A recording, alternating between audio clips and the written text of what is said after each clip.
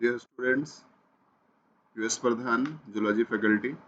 जैसे कि आप जानते हैं पीएमटी आपका अब नज़दीक है और हम सब कुछ एनसीईआरटी बेस्ड क्वेश्चंस डिस्कस कर रहे हैं।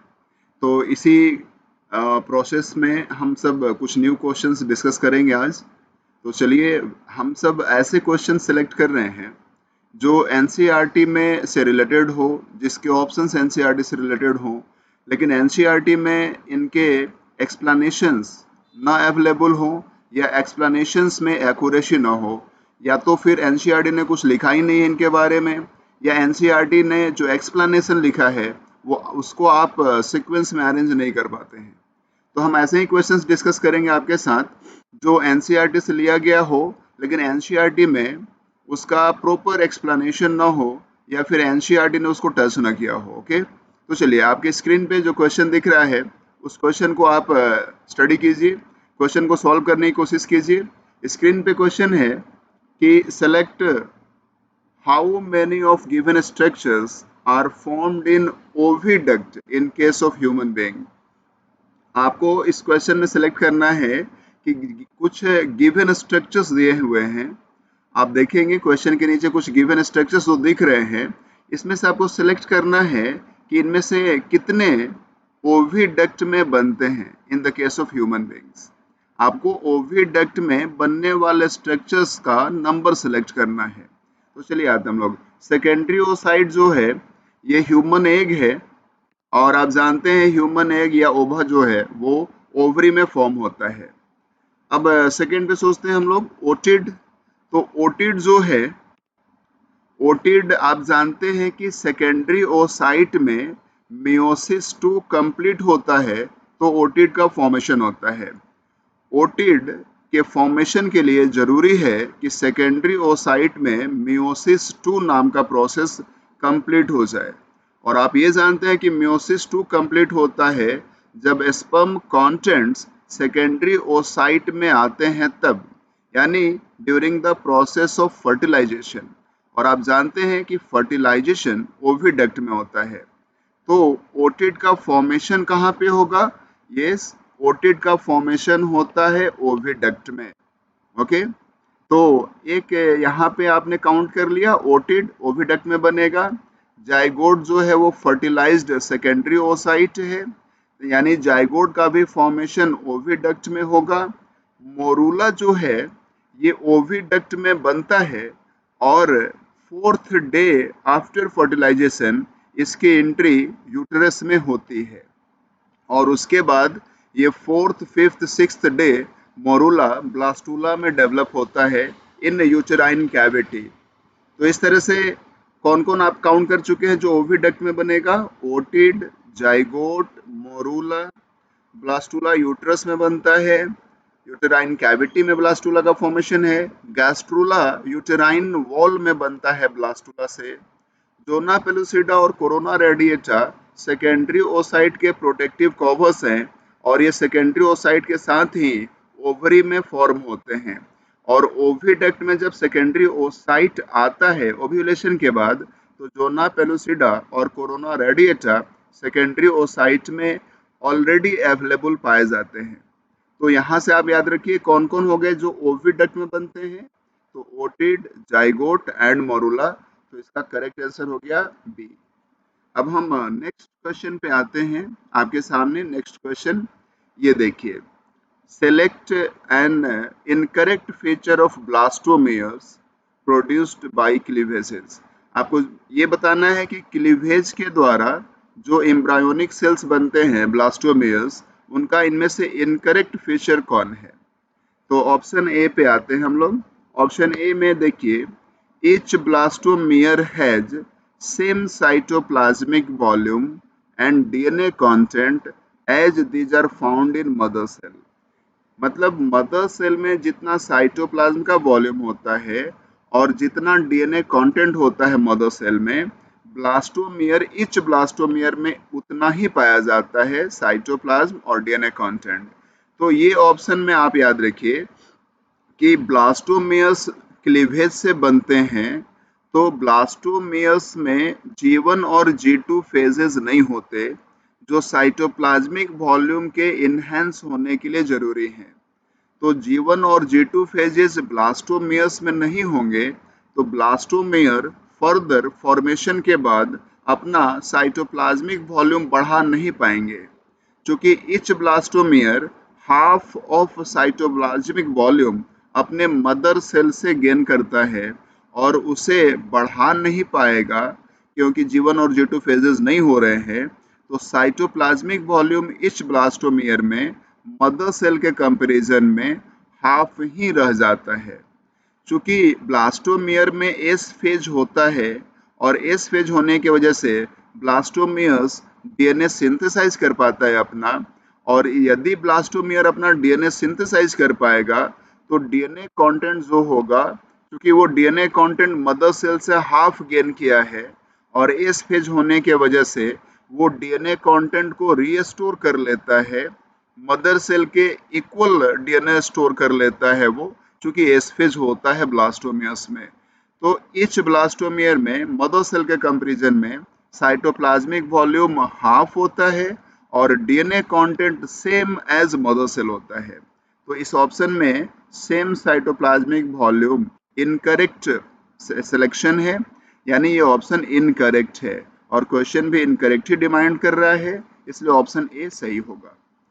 बी पे आते हैं हम लोग इस क्वेश्चन में, each blastomere has half of cytoplasmic volume, ये सही है, with equal DNA content in compare to mother cell. क्योंकि ये ऑप्शन सही है और क्वेश्चन डिमांड इनकरेक्ट कर रहा है, इसलिए according to demand of question ये ऑप्शन सेलेक्ट नहीं होगा। C, blastomeres are metabolically more active than their mother cell, ये बिल्कुल सही है, क्योंकि ब्लास्टोमियर का जो सरफेस एरिया होता है वो मदर सेल के कंपैरिजन में ज़्यादा होता है, इसलिए उनका जो ऑक्सीजन कंजप्शन रेट होता है ब्लास्टोमियर का, सरफेस एरिया ज़्यादा होने की वजह से उनका ऑक्सीजन कंजप्शन रेट ज़्यादा होता है, वो ज़्यादा ऑक्सीजन एब्जॉर्ब कर पाते हैं, इसीलिए ब्लास्टोमियर मेटाबॉलिकली मोर एक्टिव होते हैं in comparison to mother cell. Option D देखिए, the size of each blastomere reduces to half in compare to mother cell, ये बिल्कुल सही ऑप्शन है, इनकरेक्ट नहीं है ये करेक्ट स्टेटमेंट है ऑप्शन डी। क्योंकि याद रखिए ब्लास्टोमियर का साइटोप्लाज्मिक वॉल्यूम G1 और G2 फेजेस के ना होने से हाफ ही रह जाता है, इसलिए मदर सेल के कंपैरिजन में ईच ब्लास्टोमियर का साइज हाफ ही रह जाएगा। ओके, तो याद रखेंगे ये स्टेटमेंट सही है, सिर्फ ऑप्शन ए जो है वो इनकरेक्ट है रिगार्डिंग ब्लास्टोमियर्स, तो इसलिए आप ऑप्शन ए सिलेक्ट करेंगे। अब नेक्स्ट क्वेश्चन पे हम लोग आते हैं, नेक्स्ट क्वेश्चन डिस्कस कर रहे हैं आपके सामने, ये स्क्रीन पे है। इन case of 40 days of menstrual cycle, the most probable day of ovulation after the stop of menstrual bleeding will be।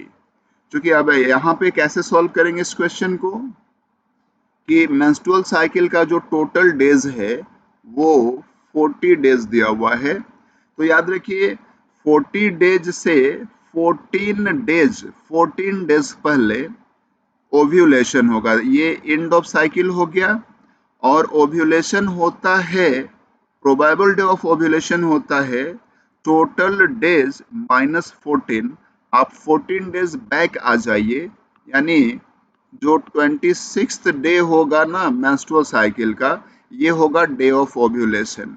और ये चूंकि आप जानते हैं 14 डेज क्यों माइनस किया, क्योंकि ये ल्यूटियल फेज का ड्यूरेशन है, जिसे आप सेक्रेटरी फेज भी कहते हैं। ओके, तो आप चूंकि क्वेश्चन में याद ध्यान रखिए, क्वेश्चन में पूछा जा रहा है, क्योंकि यहाँ से याद रखिए फर्स्ट डे जो है वो है स्टार्ट ऑफ मेंस्ट्रुअल ब्लीडिंग, तो स्टार्ट ऑफ मेंस्ट्रुअल ब्लीडिंग से काउंट करिएगा, तो ये होगा 26th डे जो डे ऑफ ओव्यूलेशन है। लेकिन क्वेश्चन पूछ रहा है स्टॉप ऑफ मेंस्ट्रुअल ब्लीडिंग से बताइए, तो आप जानते हैं 4th डे मेंस्ट्रुअल ब्लीडिंग बंद हो जाएगा, यहाँ स्टॉप हो गया मेंस्ट्रुअल ब्लीडिंग, तो यहाँ से काउंट करिएगा तो ये 22nd डे पड़ेगा, जब 4th डे से यानी स्टॉप ऑफ ब्लीडिंग से काउंट कर रहे हैं, तो ये जो होगा ना डे ऑफ ओव्यूलेशन, ये 22nd पड़ेगा, आप यदि यहाँ से काउंट कर रहे हैं तो यदि 40 डेज का मेंस्ट्रुअल साइकिल है, यानी टोटल डेज 40 है एक मेंस्ट्रुअल साइकिल में, तो मोस्ट प्रोबेबिलिटी ऑफ ओव्यूलेशन निकालना हो तो यदि स्टार्ट ऑफ ब्लीडिंग से काउंट करनी है आपको तो टोटल डेज -14 करेंगे। फ्रॉम स्टॉप ऑफ ब्लीडिंग से काउंट करनी है आपको तो टोटल डेज -18 कर देंगे आप। और इस टोटल डेज -18 में 14 डेज ल्यूटियल फेज का आएगा और 4 डेज मेंस्ट्रुअल फेज का आएगा। यदि स्टार्ट से काउंट करना है आपको, यहाँ से काउंट करना, क्वेश्चन में या स्टार्ट से यदि डिमांड कर रहा है तो आप -14 इसलिए करेंगे क्योंकि आपको सिर्फ ल्यूटियल फेज के डेज को माइनस करना होता है। तो इसका करेक्ट आंसर क्या हो गया? Yes, answer B 22nd। Okay, अब हम लोग नेक्स्ट क्वेश्चन पे आते हैं। आपके सामने ये नेक्स्ट क्वेश्चन आपके सामने है, which of the following causal agent of STD can't be cultured in nutrition medium. Question पूछा जा रहा है कि इनमें से कौन सा causal agent sexually transmitted disease का उससे आप न्यूट्रिशन मीडियम में कल्चर नहीं कर सकते। आप ये याद रखिए कि जो वायरसेस हैं ये ऑब्लिगेट इंट्रासेलुलर पैरासाइट कहलाते हैं, क्योंकि वायरसेस जो होते हैं वो होस्ट सेल में ही लिविंग होते हैं। यदि वायरसेस को होस्ट सेल नहीं मिलता, वो आउटसाइड द होस्ट सेल है, तो ये डेड स्ट्रक्चर है, नॉन लिविंग है। तो वायरसेस में लाइफ नोटिस तब कर सकते हैं आप जब वायरसेस को होस्ट सेल मिल रहा है, होस्ट सेल में वायरसेस की एंट्री हो रही है, तो वायरसेस लिविंग है। यानी वायरसेस के सर्वाइवल के लिए जरूरी है कि वायरस को होस्ट सेल अवेलेबल हो। तो जो इसेंशियली होस्ट सेल में ही सर्वाइव कर सकते हैं, आप उनको ऑब्लिगेट इंट्रासेलुलर पैरासाइट कहते हैं। तो इसमें आते हैं वायरसेस एंड सम बैक्टीरिया। तो आपको यहाँ पे याद रखना है क्लेमाइडिया ट्रैकोमैटिस, जो क्लेमाइडियासिस नाम का एसटीडी डिजीज कॉज करता है, जो कि एक बैक्टीरिया है और ये भी एक ऑब्लिगेट इंट्रासेलुलर पैरासाइट है। ठीक है, बैक्टीरिया ग्रुप से एक एग्जाम्पल है ऑब्लिगेट इंट्रासेलुलर पैरासाइट का ह्यूमन पैपिलोमा वायरस। आप भी बस देख लो कि वायरस यदि है तो वो ऑब्लिगेट इंट्रासेलुलर पैरासाइट है। आपको उसमें पता नहीं करना कि ये है कि नहीं है ऑब्लिगेट इंट्रासेलुलर पैरासाइट। जो भी वायरस हैं सारे वायरसेस ऑब्लिगेट इंट्रासेलुलर पैरासाइट्स हैं। तो ये बैक्टीरिया है जो ऑब्लिगेट इंट्रासेलुलर पैरासाइट है। वायरस ये ऑब्लिगेट इंट्रासेलुलर पैरासाइट्स होंगे। हेमोफिलस डुक्री जो होता है ये कैनक्रोवाइड नाम का एसटीडी कॉज करता है और ये एक बैक्टीरिया है, लेकिन ये एक ऑब्लिगेट इंट्रासेलुलर पैरासाइट नहीं है, ये फैकल्टेटिव इंट्रासेलुलर पैरासाइट है। और आप ह्यूमन पैपिलोमा वायरस जो आप जानते हैं कि जेनाइटल वॉर्ट डिजीज कॉज करता है, herpes simplex virus genital herpes cause करता है। तो ये तीन हैं जो ऑब्लिगेट इंट्रासेलुलर पैरासाइट हैं। और जितने भी ऑब्लिगेट इंट्रासेलुलर पैरासाइट हैं वो न्यूट्रिशन मीडियम में सरवाइव नहीं करते, क्योंकि उनके सर्वाइवल के लिए होस्ट सेल की अवेलेबिलिटी जरूरी होती है। क्योंकि न्यूट्रिशन मीडियम जो होता है वह केमिकल प्रिपरेशन है जिसमें हम न्यूट्रिएंट्स से उसे प्रिपेयर करते हैं, उसमें होस्ट सेल हम न्यूट्रिशन मीडियम में नहीं लेते। तो ये याद रखना है आपको कि जो ऑब्लिगेट इंट्रासेलुलर पैरासाइट्स होते हैं वो न्यूट्रिशन मीडियम में सरवाइव नहीं करते हैं। ओके, उनके लिए होस्ट सेल की अवेलेबिलिटी जरूरी होती है। नाउ नेक्स्ट क्वेश्चन आपके सामने, which of the following is incorrect for HCG. Human chorionic gonadotropin के लिए इनमें से कौन सा ऑप्शन गलत है? चलिए हम लोग ऑप्शन ए पे आते हैं। इट इज ग्लाइकोप्रोटीन, बिल्कुल सही है। एचसीजी जो है वो ग्लाइकोप्रोटीन है और जितने भी प्रोटीनाशियस नेचर के हॉर्मोन्स होते हैं टारगेट सेल पे उनका रिसेप्टर टारगेट सेल के सरफेस पे होता है, तो वो सरफेस एक्टिंग हॉर्मोन्स कहलाते हैं। तो आपको इनकरेक्ट सर्च करना है, लेकिन जो ऑप्शन ए है वो करेक्ट है रिगार्डिंग एचसीजी, इसलिए आप इसे नहीं सिलेक्ट करेंगे। ऑप्शन बी, इट मिमिक्स, मतलब ये कॉपी करता है activity of LH in pregnancy, ये भी ऑप्शन सही है। ये प्रेगनेंसी में एलएच की एक्टिविटी को कॉपी करता है, यानी एलएच का सिक्रेशन प्रेगनेंसी में हाई लेवल ऑफ प्रोजेस्टेरॉन के वजह से एलएच का लेवल डाउन हो जाता है। तो एक एलएच का सब्स्टिट्यूट चाहिए जो एलएच की एक्टिविटी परफॉर्म कर सके, कॉर्पस ल्यूटियम को मेंटेन किया जा सके, प्रेगनेंसी को कंटिन्यूड रखा जा सके, तो इसीलिए HCG जो है वो प्रेगनेंसी में LH का सब्स्टिट्यूट है और LH की एक्टिविटी को कॉपी करता है। तो ये भी स्टेटमेंट सही है HCG के लिए, HCG के रिगार्डिंग ये स्टेटमेंट सही है। आपको इनकरेक्ट सेलेक्ट करना है, आप इसीलिए ऑप्शन बी को भी सेलेक्ट नहीं करेंगे। इट मेंटेन्स, ऑप्शन सी देख रहे हैं आप, secretion of oestrogens and progesterone from placenta. आप ये याद रखिए, ये HCG जो है LH की एक्टिविटी जैसा काम करता है, यानी HCG LH की एक्टिविटी को कॉपी करता है। और LH की एक्टिविटी क्या है भाई? LH का काम है कॉर्पस ल्यूटियम को मेंटेन करना, ताकि एस्ट्रोजन और प्रोजेस्टेरॉन का सिक्रीशन कॉर्पस ल्यूटियम से कंटिन्यूड रहे। तो जो काम LH करता है HCG भी वही काम करता है, यानी HCG कॉर्पस ल्यूटियम को मेंटेन करता है ताकि एस्ट्रोजन और प्रोजेस्टेरॉन का सिक्रीशन कंटिन्यूड रहे, लेकिन प्लासेंटा से नहीं। जो ये कॉर्पस ल्यूटियम जो है वो ओवरी का प्रोडक्ट है, यानी HCG इन दोनों हार्मोन का सिक्रीशन ओवरी से मेंटेन रखता है, ना कि प्लासेंटा से। तो ये एक इनकरेक्ट हो गया, इसको आप सेलेक्ट करेंगे। ऑप्शन डी देखिए, it acts on endometrial tissue and maintain it for continuity of pregnancy. आप याद रखिए, HCG का जो टारगेट सेल होता है वो कॉर्पस ल्यूटियम में होता है, ना कि यूट्रस के एंडोमेट्रियल टिश्यूज के सेल्स टारगेट सेल्स हैं HCG के। तो HCG एंडोमेट्रियल टिश्यू पे डायरेक्ट एक्ट नहीं करता है। डायरेक्ट एक्शन जो एंडोमेट्रियल टिश्यू पे होता है वो प्रोजेस्टेरॉन और एस्ट्रोजेंस के हो सकते हैं। HCG का रिसेप्टर एंडोमेट्रियल टिश्यू के सेल्स के ऊपर नहीं पाया जाता, इसलिए ये एक इनकरेक्ट ऑप्शन है रिगार्डिंग HCG। तो आप कौन कौन सेलेक्ट करेंगे? C and D are incorrect for HCG and A and B option जो है वो HCG के लिए करेक्ट ऑप्शंस हैं। तो आंसर इसमें आप सेलेक्ट कर लेंगे ऑप्शन 4, C और D जो है वो HCG के रिगार्डिंग इनकरेक्ट ऑप्शंस हैं। ओके, नेक्स्ट क्वेश्चन पे आते हैं हम लोग। नेक्स्ट क्वेश्चन आपके सामने, select the correct option regarding embryonic structures. आपको करेक्ट ऑप्शन चूज करना है। कोरियन पे आइए, फर्स्ट ऑप्शन पे, Korean forms villi and umbilical vessels. आप याद रखिए, अम्बाइलिकल वेसल्स मतलब अम्बाइलिकल कॉर्ड में जो ब्लड वेसल्स होते हैं हम उन्हें अम्बाइलिकल वेसल्स कहते हैं, और इनमें अम्बाइलिकल आर्टरी होती है 1 पेयर और अम्बाइलिकल वेन होता है 1। तो अम्बाइलिकल वेसल्स यानी umbilical arteries and umbilical veins ये एलन ट्वाइस से बनते हैं, ना कि कोरियन से।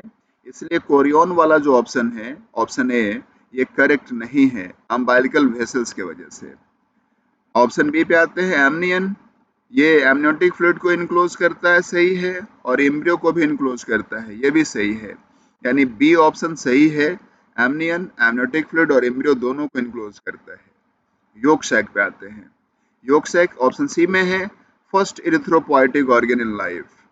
इरिथ्रोपोइटिक ऑर्गन कहते हैं जो आरबीसी फॉर्म करता है, और ये करेक्ट है। योग सैक हमारे इंटायर लाइफ में पहला स्ट्रक्चर है जो आरबीसी फॉर्म करता है, और ये हमारे एम्ब्रियोनिक लाइफ में फर्स्ट मंथ के बाद से थर्ड मंथ तक ये योग सैक आरबीसी का फॉर्मेशन करता है, और थर्ड मंथ के बाद आगे लीवर और स्प्लीन के द्वारा आरबीसी का फॉर्मेशन होता है। तो याद रखेंगे, फर्स्ट इरिथ्रोपोइटिक ऑर्गन हमारे लाइफ का योग सैक है। ऑप्शन डी पे आते हैं, एलन ट्वाइस पे, फॉर्म्स अम्बाइलिकल ब्लड वेसल्स, ये भी करेक्ट है, क्योंकि अभी जस्ट बात बताया मैंने कि अम्बाइलिकल ब्लड वेसल्स होती हैं 1 pair umbilical arteries and 1 umbilical when, और वो एलन ट्वाइस बनाता है। तो बी, सी और डी करेक्ट ऑप्शन है। तो आपको कौन कौन चूज करना भाई, कौन सा इसमें आप चूज कर लेंगे? ठीक है, तो सॉरी, इसमें आपको B C D option choose करना चाहिए। तो मैं जरा सा इसको थोड़ा करेक्ट कर दूं। यहाँ से हमें ऑप्शन ए जो है वो हटाना पड़ेगा।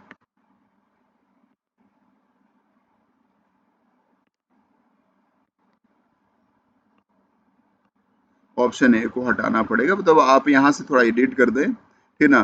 बी सी डी जो है ना, बी सी डी जो ऑप्शंस हैं वो करेक्ट है एम्ब्रियोनिक स्ट्रक्चर्स के रिगार्डिंग, ठीक ना। बस कोरियन जो है वो इनकरेक्ट है, बाकी सब करेक्ट है। ओके, तो यहाँ पे थोड़ा सा मिस्टेक है, आप फोर्थ ऑप्शन में ए को हटा दें, बी सी डी जो है वो करेक्ट है। ओके, तो इस तरह से हम कुछ क्वेश्चंस डिस्कस करते चलेंगे।